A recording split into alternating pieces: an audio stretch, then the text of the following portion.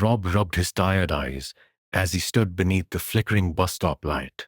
The evening air was colder than he expected.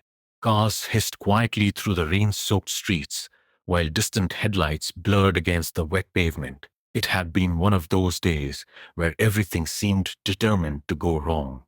Work had been exhausting. Nothing had gone according to plan.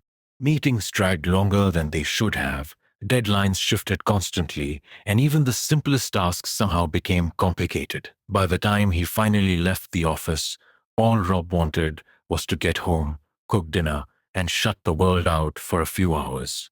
But even the bus had been delayed. He let out a quiet sigh.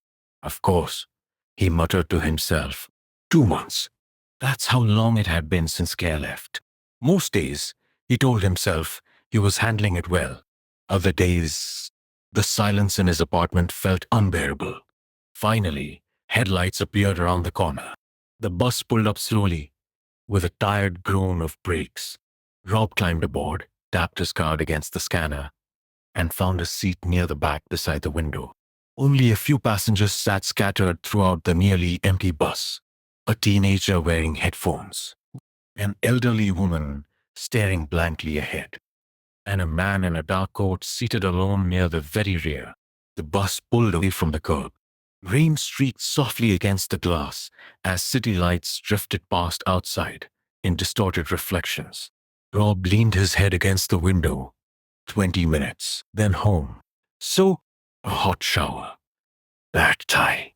Maybe a movie before bed. He smiled faintly at the thought. Claire used to tease him about making the exact same dish every week. You know other food exists, right? She would laugh. Rob stared quietly at his hands. Funny how memories appeared at the worst times. The bus continued deeper into the city. Streetlights became less frequent now. Buildings gave way to quieter residential roads, lined with dark trees and shuttered storefronts. That was when Rob noticed the man in the dark coat. He hadn't moved once since the ride began. Not unusual by itself, but something about him felt off. The man sat completely still near the back corner of the bus, head slightly lowered, hands folded neatly in his lap, and despite the warm air inside the bus, water dripped steadily from the ends of his sleeves onto the floor. Rob frowned slightly. Had the man been standing in the rain? The strange thing was, his clothes didn't look wet. Only the water. Drip, drip. Rob looked away uneasily. Probably just tired. Bus turned onto a quieter road now, the hum of the engine filling the silence. A few stops later, the elderly woman exited. Then the teenager. Soon, only Rob and the man remained on board.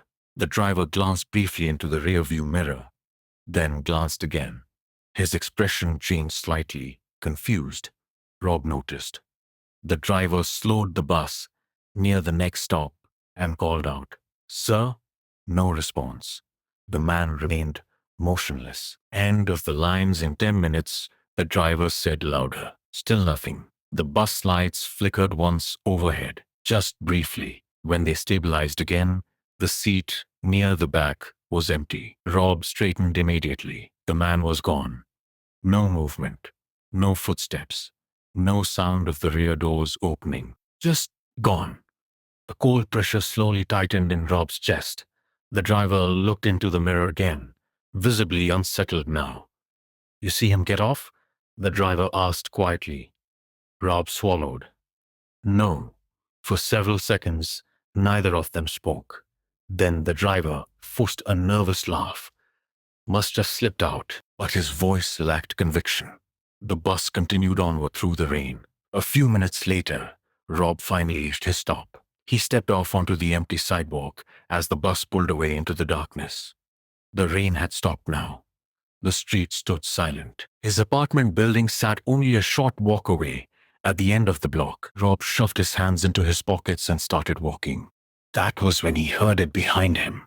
Drip, drip, drip. He stopped. Rob turned slowly, his heartbeat still slightly elevated from the strange encounter on the bus. The sidewalk behind him stood empty beneath the pale glow of the streetlights. No figure, no movement, nothing except a faint trail of muddy footprints scattered across the wet pavement. He stared at them for a moment. Odd, but not impossible. Probably someone who had stepped off the bus earlier without him noticing. Rob exhaled quietly and shook his head. "You're exhausted," he muttered to himself. The last few months had done a number on him mentally. Ever since Claire left, even small things seemed to linger in his mind longer than they should. He adjusted the strap of his work bag and continued walking toward his apartment building. Now that the adrenaline had faded, the exhaustion suddenly hit him even harder. His shoulders ached. His head felt heavy. Even the thought of cooking sounded like work. Maybe takeout would be easier. He glanced toward the small Thai restaurant across the next intersection, its neon open sign flickering softly against the dark street. That Thai still sounded good, just not enough to make it himself anymore. Rainwater dripped steadily from the rooftops overhead as he crossed the street. The city had gone unusually quiet tonight. No distant conversations, no passing traffic. Even the wind seemed absent now. Only the soft sound of his shoes against the pavement accompanied him. Then, another sound. A second set of footsteps. Behind him. Rob slowed slightly. The sound slowed too. He stopped walking altogether. Silence. A cold unease crawled slowly through his chest. After a few seconds, he forced himself to laugh under his breath. Get a grip. Without turning around this time, he resumed walking. The footsteps returned. Slow, measured, almost perfectly matching his pace. Rob felt his mouth go dry. He told himself not to look. The apartment building was only half a block away now. The illuminated lobby windows glowed warmly at the far end of the street like a promise of safety. The footsteps continued behind him, not rushing, not hiding, simply following. Drip, step, drip, step. Rob finally turned around sharply. Nothing.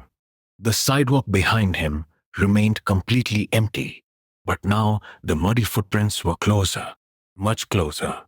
By light, just overshone. Fresh water glistened inside them beneath the streetlight, as though whoever had made them had stopped only seconds ago.